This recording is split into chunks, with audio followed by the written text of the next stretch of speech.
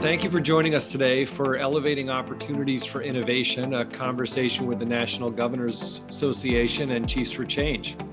I'm Mike McGee, the CEO of Chiefs for Change. Chiefs for Change is a bipartisan network of state and district education leaders. And Seth Gerson, the K-12 Program Director of the National Governors Association, will be co-moderating today's conversation. The National Governors Association is the voice of the leaders of 55 states, territories, and commonwealths. The governors that are part of the National Governors Association are dedicated to leading bipartisan solutions that improve citizens' lives through state government. So Seth, I'll turn it over to you. All right, well, thanks, Mike. It's great to partner with Chiefs for Change on this webinar. And today we're honored to be joined by two state leaders from Colorado, Alana Plaus, Education Policy Advisor for Governor Jared Polis, and Dr. Katie Anthus, Commissioner of Education at the Colorado Department of Education. Today, our conversation will focus on exploring lessons learned during the pandemic and elevating actionable strategies for addressing students' academic needs and well-being, and promising practices for ensuring students are back on track to graduating high school prepared for post-secondary and the workforce. So I want to start with a question for both of you. The education system's going on the third school year that's been impacted by the pandemic. What are some of the biggest lessons you've learned, and how have these lessons informed planning the path ahead? Alana, let's start with you. We have learned, I think, so much throughout the course of the past year and a half. And I know Katie or Commissioner Anthus will certainly have more to say about this. But I think the problems that we are facing as a result of the pandemic are not new problems. There are issues and gaps that are exacerbated by the impacts of COVID-19 on what our students are experiencing in schools, which is both an opportunity and a challenge, right? The lessons learned are not necessarily new, but certainly more critically felt in the current moment.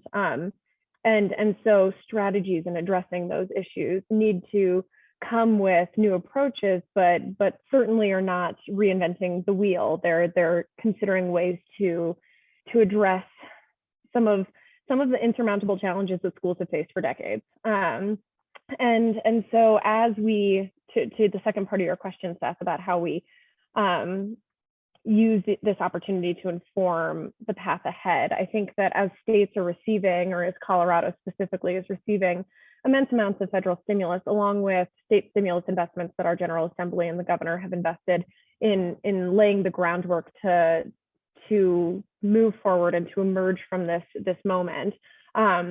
We're doing it through the lens of what issues are ones that we know what solutions have been successfully implemented, and how can we spark the investment in those with these one-time dollars that need to be spent by within a certain time frame to lay the infrastructure and foundation that we can then build upon successfully, and trying to decrease those gaps that have only grown. Commissioner Anthus certainly has a lot of details about how CDE and school districts are doing that directly with the ESSER dollars that they've been receiving as well, which of course haven't gone through our office.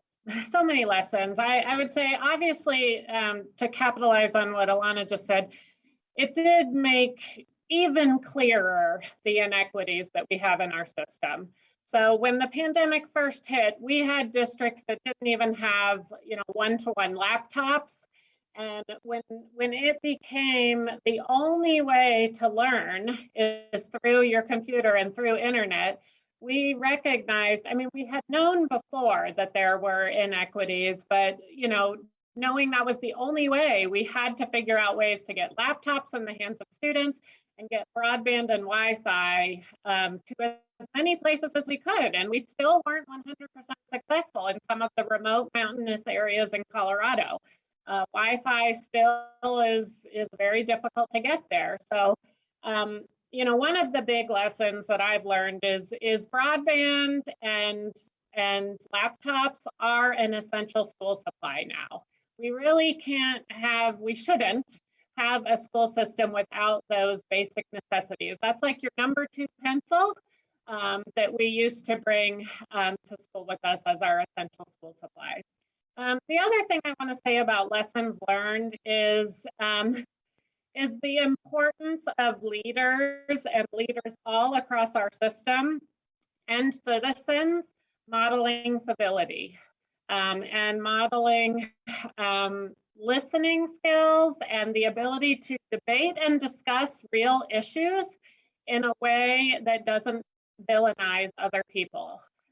We have, our educators across our systems have really done everything they can. They were learning a completely new system. They are not disease control experts. They are not doctors.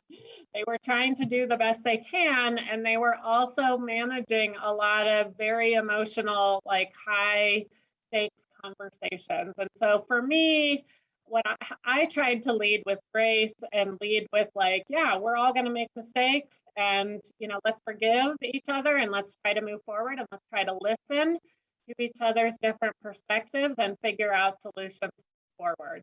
And that informs us going forward in terms of thinking about what those solutions are moving forward. How do we support families to catch up? The families were at all different places. We had some families that probably had more academic growth this year, which is a whole different conversation why that was. And some that are just lost so much ground. And so that means that our solutions are going to need to be tailored to those families and communities as well, which means we really need to unpack and listen to those communities. Well, thank you both. And I think, one of the two themes you're bringing up, addressing the digital divide, and I remember us even holding up Colorado as a good example of this, and how you were able to not only work together as a governor's office and a chief to achieve the mission, but also bring in the business community, the local business community, to try to fill some of those gaps, which is so critically important as a model. And then, I think, Commissioner, your point about right now in particular, making sure that state leaders are engaging in those community conversations with parents and families and educators and students is critically important for providing that space for discussion and conversation. I want to stick with you, Commissioner, and just ask, looking forward, what do you see as many of the more important changes that policymakers can make to support a new and improved education system that sets students up for post-pandemic success? Yeah, well, I think one of the things we probably need to deal with is our workforce issues. Later on, we're going to talk about the biggest challenge, and that for sure is our biggest challenge, is making sure that we have enough high quality teachers, enough substitutes, enough paraprofessionals, enough bus drivers, enough food services people to support our schools. So that's something policymakers should focus on this year, is how do we support the current workforce that's in the field right now, and then how do we expand the pipeline going in? And that is critically important. I think scholarship programs, loan forgiveness programs, even salary adjustments. We realize how critical educators are to our economy and to keeping our state running. And it did make me wish I could give every educator in the state and every staff member, really, bus drivers and everyone, an immediate raise over these last 2 years. I didn't have the power to do that, but I really wanted to. So I think we know that educators are the foundation of our education system. So always investing in that will help accelerate the improvements in our system. The other things I really thought about over this time is thinking about more district and school models. COVID forced us very quickly to move into different school models. Some of those models worked, some of them didn't, some of them worked for some students, but not for others. But I really hope that we take those lessons and that we unpack those to figure out how can we deliver more personalized models to students. And so I talked with many students in our student advisory team, and some of them said that this hybrid model, this blended learning model, really worked for them. where they could take a class online and then do some work in person and then have some independent work. And for others, they said, no, I need more structure. I need that in-person time. But I think that we have, accelerated our skill set in distance learning so much that we can start to innovate a little more than we used to with blended learning models. And so I hope we can still explore that.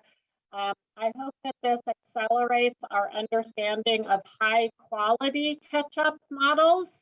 We had many achievement gaps before the pandemic. I hope that this accelerates our knowledge of what those high quality catch-up models are so that we can close those achievement gaps in the future. And lastly, I think just going back to broadband, I think we need to make sure that that is a basic minimum for all of our school systems, that they have access to those, 21st century tools. So those are some of my thoughts. Well, thanks, Commissioner. And I think, one of the pieces that you mentioned there, because you touched on it, is such a critical issue. And I know we agree and we see from across the country is the educator workforce building. I know you sort of, even before you came commissioner, had a real focus on those issues. So even in the absence of the salary piece, just sticking with this, what are some of the strategies you're using to support teachers during this time? Yeah, well, we're very lucky. The governor and the legislature all supported a pretty comprehensive law passage last year that actually tagged into supporting our workforce in a number of different ways. Number one, actually reinstating our Troops to Teachers program. That Troops to Teachers program kind of sunsetted at the federal level, but that is actually a really high quality program here in Colorado. That is a great pipeline for us. And so we reinstated that. We had some loan forgiveness and scholarships that we are able to give to prospective teachers, and also expanding alternative teacher pathways. And then in addition to that, CDE is going to dedicate 15 million of our set aside to support workforce development. And that can be anything from grants to districts to help retain their teachers. So whatever that means, what I'm hearing most is teachers need time to plan. So can districts use those resources if they can find someone else, to preserve some of that planning time for teachers.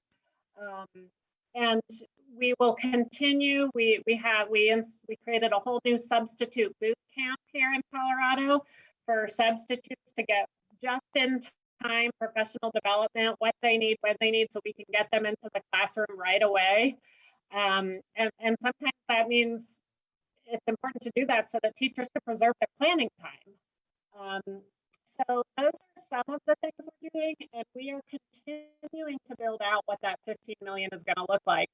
Back to my original point, let's talk to some districts about what they need. Let's talk to the communities about what they need, and then we can tailor some of the rest of that 15 million to the different needs in our state.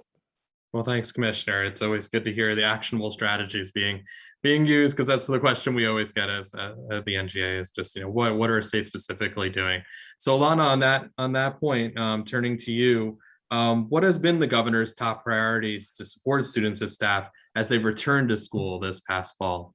I appreciate everything that Commissioner Antis just said, and certainly appreciate the opportunity to collaborate with the Department of Education as we try to address some of these really critical issues. The governor has a number of top priorities as it relates to education and supporting educators, students, and staff as they return to the classroom. I think that falls into a number of different buckets. Of course, there's the immediate need of disease mitigation in the classroom and making sure that our students and our educators and our school staff are all safe as we prioritize the importance of in-person learning, as has been echoed by the CDC. And so that includes providing free screening testing programs to school districts and helping to implement those, of course, with bumps along the way, but ensuring that our schools are safe through really comprehensive screening testing possibilities from the state level, as well as free masks for schools, and working with school districts to implement disease or COVID mitigation strategies that are responsive to their community needs and the realities of their local districts and what their communities are facing. So there's that piece, of course. But then on more of the academic and workforce side, there's a number of things that we're prioritizing as well. Through the governor's emergency education relief funds, the GEAR funds that our office received directly, we've really had sort of a multiple pronged approach to addressing the immediate needs of the moment, while also trying to implement innovative responses that we maybe haven't had the flexibility or capacity to do in the past. So as it speaks to educator capacity and unfinished learning, we created the Colorado Tutoring Corps, which has been a partner and an investment from the governor's emergency education relief funds, and AmeriCorps in terms of implementing a number of AmeriCorps members in school districts across the state to provide high impact, high dosage tutoring strategies, and really comprehensive focused reading and math strategies to expand the bandwidth that teachers are currently sort of at limited capacity with, and helping to support students in trying to regain some of that unfinished learning. And then we've also, on the innovation front, funded through our GEAR funds, the Response Innovation and Student Equity Grant Program. We've now granted out 2 rounds of this RISE grant, which has been an interesting project. It was a program to provide grants to school districts or other education entities that formed partnerships within their communities, whether that's across education levels, so amongst higher ed and K-12, or with local businesses or across regions to expand impact and to scale responses to critical challenges, but in a way that sort of gave districts and K-12 the flexibility and autonomy to identify creative solutions to problems that they were experiencing as a result of the pandemic. So for example, we granted to Fort Lewis College a Southwest District collaborative with Pueblo Community College and the K-12 school districts in the area to both pool resources, which is important from a scalability perspective, but also to build strong post-secondary pathways for students into build trades and environmental science, which are really critical industries in the area.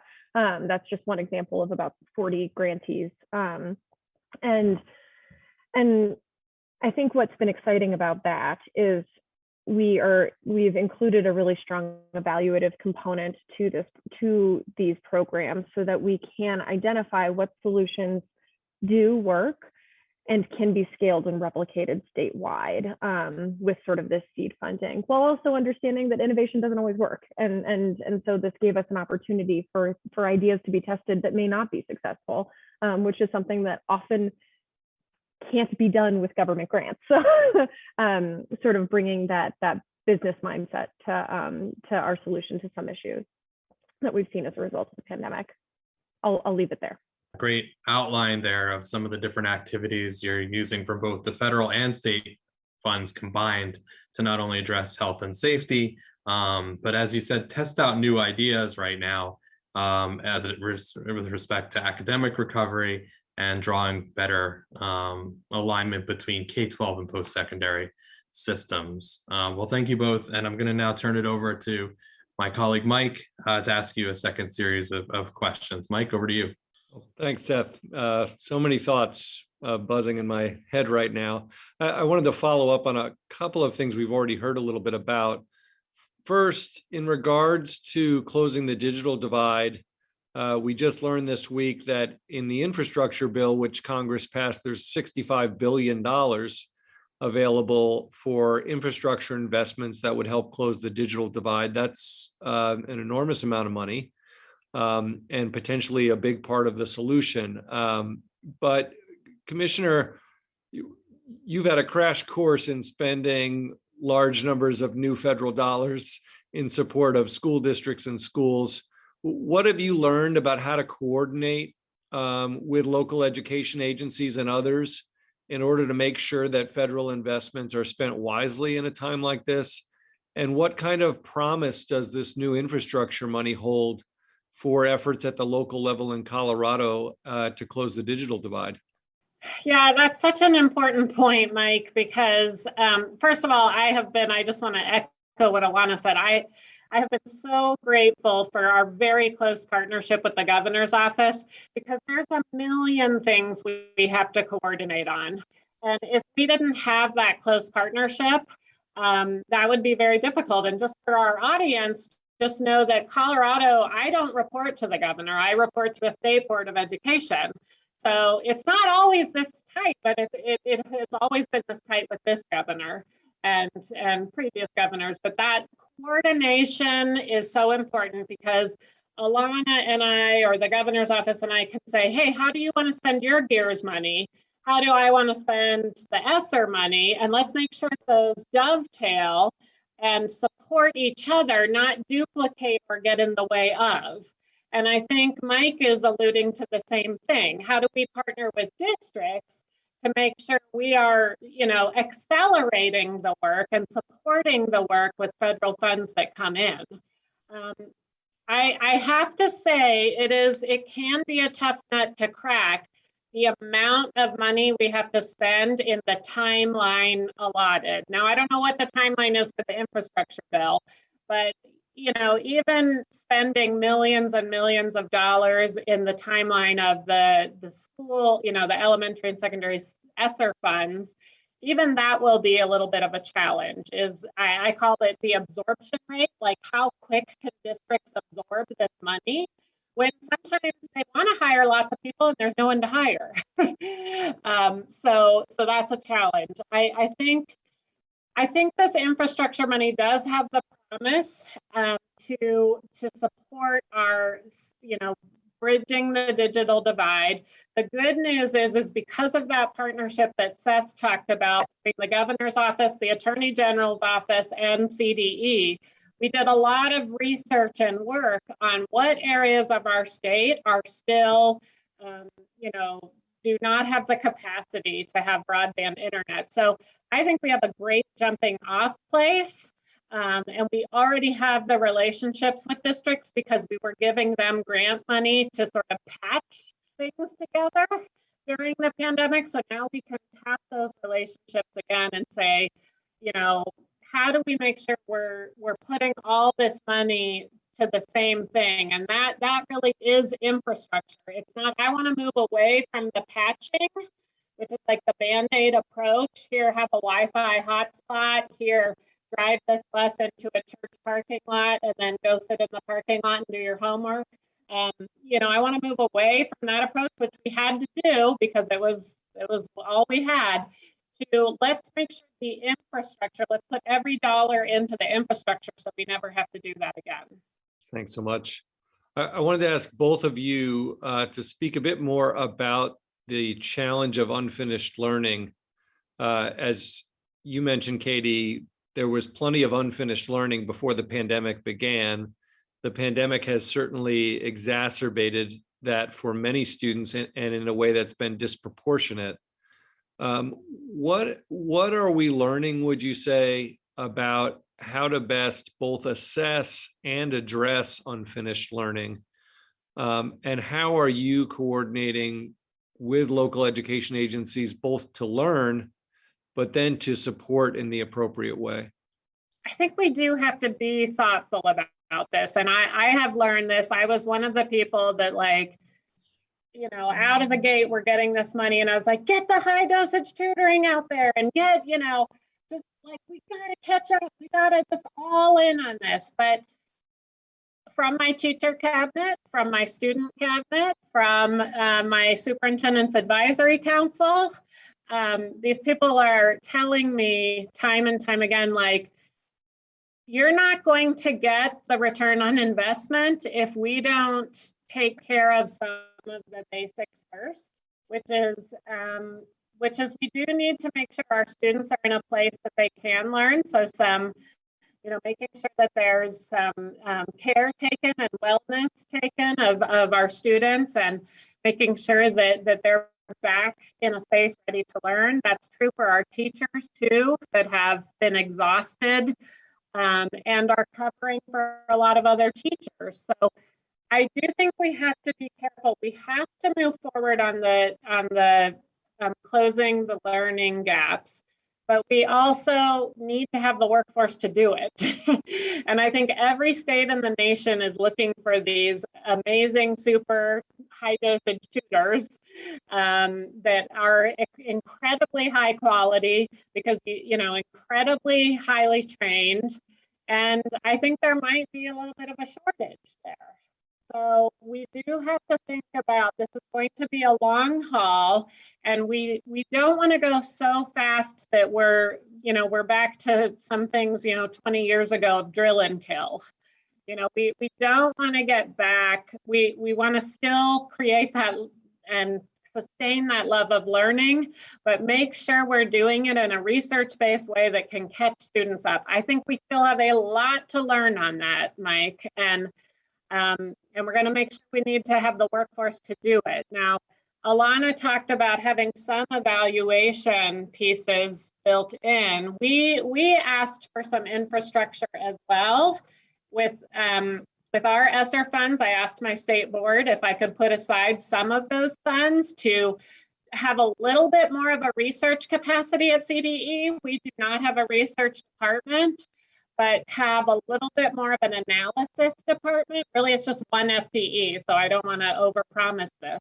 But, just to say what is working, like be able to track some of the outcomes, be able to track the metrics, and be able to learn from this. But I don't think we're going to get this all solved in like one summer of catch up, because we're going to have to address the workforce needs, the wellness needs, and the exhaustion levels, and the student readiness to be really engaged in learning again. Alana, any additional thoughts on that topic? As always, Commissioner Anthus encapsulates everything perfectly. But I completely agree with her. I think that in every strategy that we're implementing as it relates to unfinished learning, it certainly needs to be done through the lens of true understanding of where the gaps are and who's been impacted the most and how, but also ensuring that our strategies are not continuing to overburdened educators. And so expanding that workforce capacity is so critical. That's why we implemented the partnership with AmeriCorps, but that's just one piece, and that certainly is not a cure-all. It needs to be the lens through which all policymaking decisions need to be made. So I'll leave it there because Katie got everything. Yeah. Well, actually, I didn't. One thing I thought about, Mike, and maybe you were about to prompt me on it, was the assessment piece. Yeah. I mean, this was a big political, dramatic decision last year about how to assess and whether to assess and whether to state assess or whether to have local assessments count as that. And I mean, I think that's a valid debate, and I think we should continue to have it. But for me, in the end, I'm really glad that we did state assessment, because it was the only consistent measure across all of our districts that measured the Colorado academic standards that we knew. We know how the test was created. We have that consistency and that ability to understand the validity of that test. In Colorado, we don't have common interim assessments. Every district can choose their own. So while those interim assessments are incredibly important at the local level to identify, the more micro learning gaps, I think it was important for us as a state to have a snapshot of what occurred last year. We're missing some data because of low participation rates and because Colorado was one of only 3 places that got sort of a waiver to stagger our tests, to decrease the amount of time students were taking them. But I am grateful we have that data. I do think it's still important to assess and to understand where our students are at. And there's plenty of important debates to be had about what's the right balance of that. at the state level to do that, and at the local level to do that. Alana, the commissioner mentioned wellness, and I wonder what your thoughts might be on how significant a challenge student well-being is right now. We know certainly anecdotally that increased amounts of isolation, grief from the loss of family members, and a variety of other challenges related to the pandemic have impacted student well-being. What is Colorado doing to address student well-being right now? And what are you seeing that's promising? What are you still concerned about? Yeah, thank you, Mike. It's a critical issue across the country, but across our state. And any solution to academic challenges that we implement won't be successful if we're not also addressing the ability for our students to be in a emotional and mental place where they can learn effectively. And so we're keenly focused and aware of the scope of the issue. I'm in regular conversations with our superintendents about what they're seeing in their individual schools and districts, and that we have a really diverse range of school districts, and it is a critical universal issue across the board. And so there are a number of steps that we're taking, both on an immediate near term, but this does intersect with many other larger policy conversations. I think one good example of sort of an immediate investment to sort of deal in the near term with some of the visceral impacts of mental and emotional well-being needs for our students is a bill. The governor signed into law a bill in June, House Bill 1258, that was led by some fantastic champions in our General Assembly to provide sort of a rapid mental health response for Colorado youth. And this bill administered state stimulus dollars to provide 3 free mental health sessions, as well as create a mental health screening tool for all Colorado students, whether in person or via telehealth. That's being administered through our Office of Behavioral Health and our Department of Human Services. And of course, that is not a cure-all, but it is an immediate step to help at least identify the scope of the need and get services out the door as quickly as possible. The bill that Commissioner Anthus mentioned earlier, that was sort of our omnibus educator bill that built out Educator Pathways. One of the things that it did was it expanded mental and behavioral health resources for educators, which is also a critical need. And we cannot overstate the impact of the pandemic on our educators and our educator workforce as well. But I think one key lens through which my office and the governor is viewing this is that the same workforce challenges that the commissioner mentioned with our educators and our school staff are also being felt in our behavioral health and health industries as well. We are facing immense healthcare workforce challenges, and so all of the investments and the policy solutions that we are currently discussing and pursuing are also thinking through how to creatively build out our behavioral health workforce to meet the needs statewide as well. So those are just a few thoughts that I think translate nationally and are not sort of unique to Colorado. And Katie, you gave us a list earlier of the places where there are really shortage challenges. Is mental health professionals also on that list? And how is the state thinking about that? I mean, I think that's the thing that keeps me up at night. We have all these great ideas, and CDE has a bunch of great ideas, and our board does, and the governor's office does. And like, I'm just wondering where we're getting the workforce for all these ideas. None of these ideas will come to fruition if we don't have, well-supported, trained professionals helping. And I often say education is rocket science, and brain development and mental health of students and staff is rocket science, and we need, really great people in there. We have had a couple grant programs over the years to be able for schools to be able to hire more mental health professionals to help them. And we've sort of hit the point where they get the grants, but they can't find the professionals to help. And that's especially true in our rural communities. So like the governor has been great. We've been partnering with him a lot to say we don't even need, we don't only need broadband for education. We need broadband to make sure that telehealth services and telemental health services are available across our state. So, we hope we can innovate and make use of all the professionals we have across the state of Colorado and give equal access, even if that's via internet or via phone. But it is a worry of mine, both on the tutoring side, the teacher side, the bus driver side, and the mental health side. Well, on a positive note, we certainly think that Colorado has led the nation in building out new innovative post-secondary pathways and in thinking about K-12 and workforce development in one context. How has that work gone during the pandemic?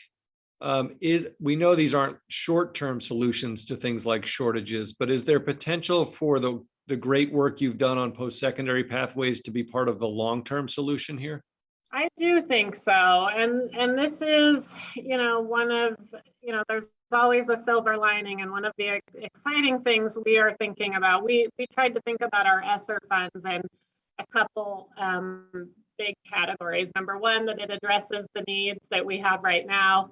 It builds state capacity and it magnifies impact. So we did want, I heard from my superintendents and others that some of our districts that had these pathways, these career pathways, or had been already far down the line on concurrent enrollment and sort of seamless pathways into community college systems and higher education systems, that I think that they were able to pivot a little bit faster in the pandemic because they had already used some of these tools of blended learning, using time differently, having students be able to spend part of their time at a workforce location and part of their time in school. And so the independence that those students had, led them to be able to really engage and withstand the pandemic situation better. We are also going to invest 15 more million into helping our local rural districts develop out multiple pathways. So we have some really great innovation centers here in our metro community with Cherry Creek Innovation Center and St. Vrain Innovation Center. But we want those same opportunities for our rural communities. So we're going to, with our ESSER funds, provide grant programs to have rural districts partner together and say, maybe we can't all build an innovation center for each of our districts, but maybe we can either build a joint one, or we can each take a different workforce pathway, and then we can support our kids going between and among our districts so they can get access to all those pathways without being like competitive over like, well, you get the PPOR or, but build an incentive for them to work together and build out those pathways. So I'm really excited for that grant program because I think it's something we can build on from the pandemic and it will sustain us into the future because I think we know that really engages our students and we see some great success there.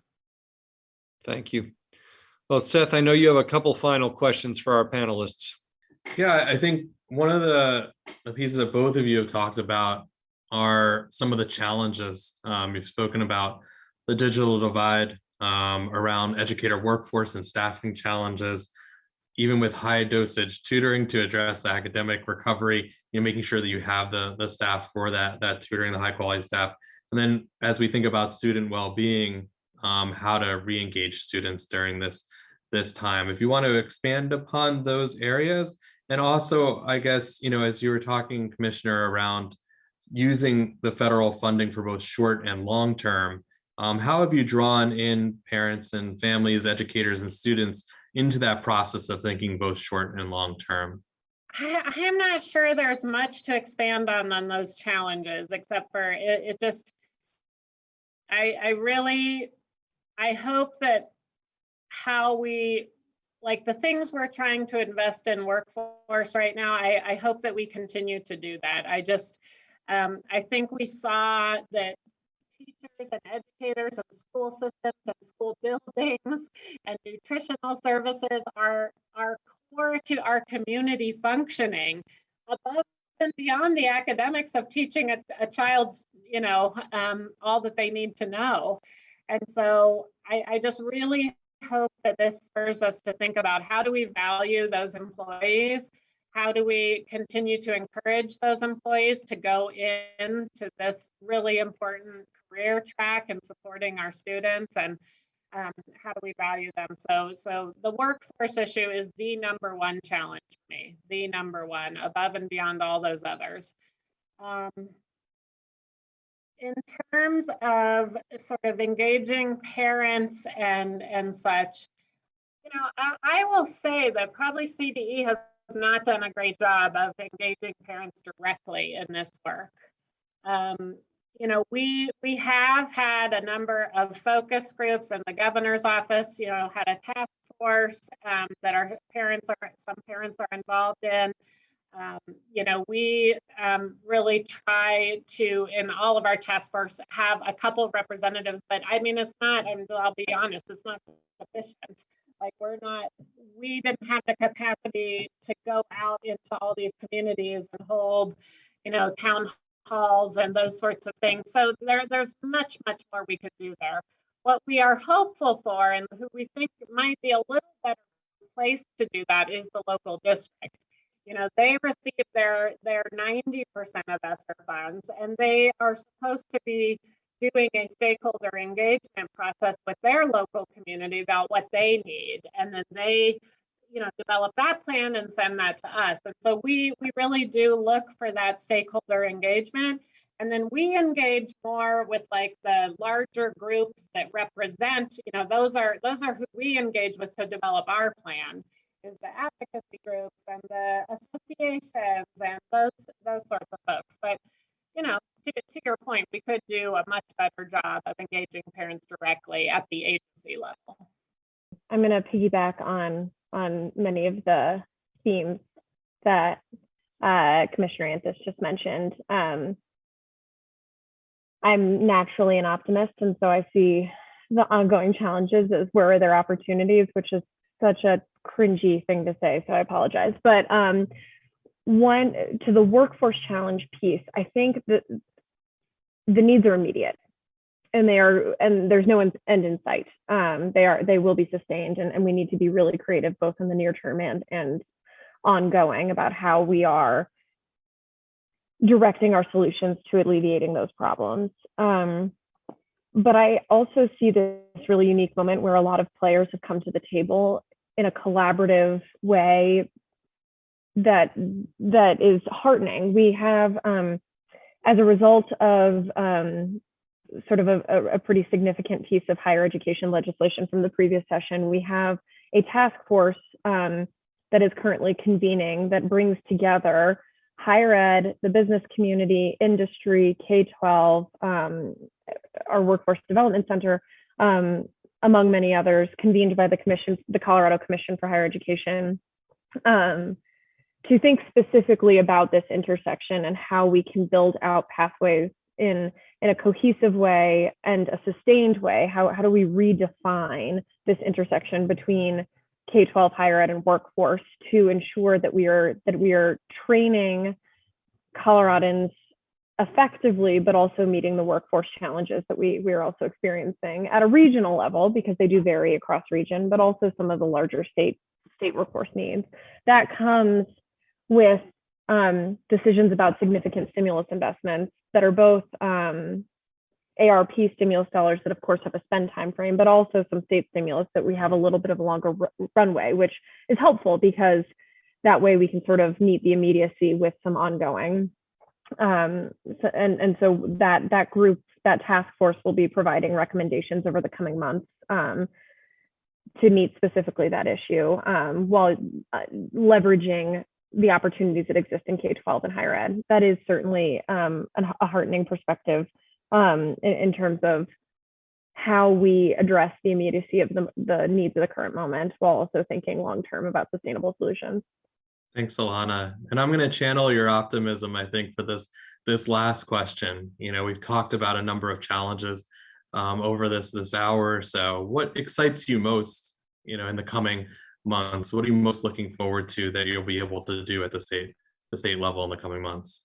I am actually, I mean, even though I expressed a lot of worries, there's a lot I'm excited about. There's a lot that these unprecedented federal dollars are going to help us with. There's a lot that, you know, the governor worked tirelessly to find some state stimulus funds that he has invested in education too. So we have, I mean, it is an unprecedented time where we have an absolutely dedicated education governor. We work great together. We work great with the legislature. We have some amazing opportunities. And so thank goodness Alana's an optimist. And I am too, even though I have to think about some of the challenges. So I am excited about a couple of things. One that's maybe not so sexy, but we're going to use some of these dollars to upgrade our own CDE infrastructure.